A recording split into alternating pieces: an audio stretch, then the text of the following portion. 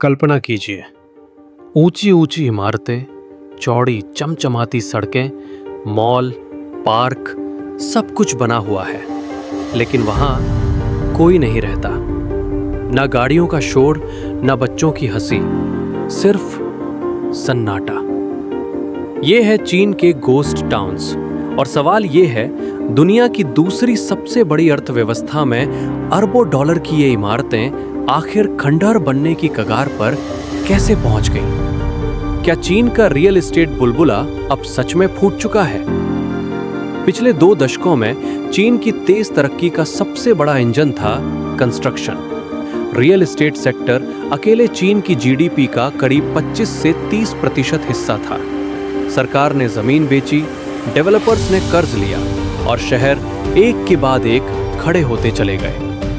चीन में घर खरीदना सिर्फ रहने की जरूरत नहीं रहा, बल्कि जिंदगी का सबसे बड़ा निवेश बन गया। लेकिन हर कहानी का एक मोड़ होता है। घर बनते गए, लेकिन लोग खत्म हो गए। आज चीन में इतने खाली घर हैं कि उनमें करोड़ों लोग आराम से रह सकते हैं। ये घर अब एसेट नहीं रहे, ये बन चुके हैं एक बोझ।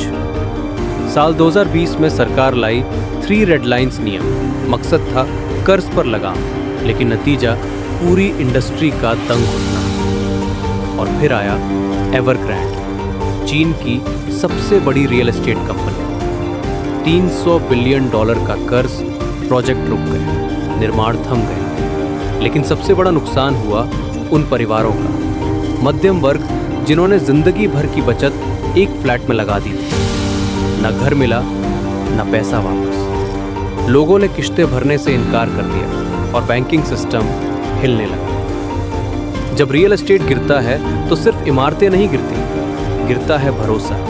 लोग खर्च करना बंद कर देते हैं, बाजार ठहर जाता है और पूरी अर्थव्यवस्था धीमी पड़ने लगती है। आज चीन एक खतरनाक स्थिति में है, डिफ्लेशन, जहां विकास चलने के बजाय रुक जाता है। चीन के ये खाली शहर हमें एक सबक देते हैं। सिर्फ कंक्रीट के जंगल खड़े कर देने से कोई देश महान नहीं बनता। सवाल ये नहीं है कि इमारतें कितनी ऊंची हैं, सवाल ये है, क्या उनमें जिंदगी है? क्या चीन इस संकट से उबर पाएगा, या ये गोस्ट टाउन्स उसके पतन की पहचान बनेंगे? इसका जवाब वक्त देगा।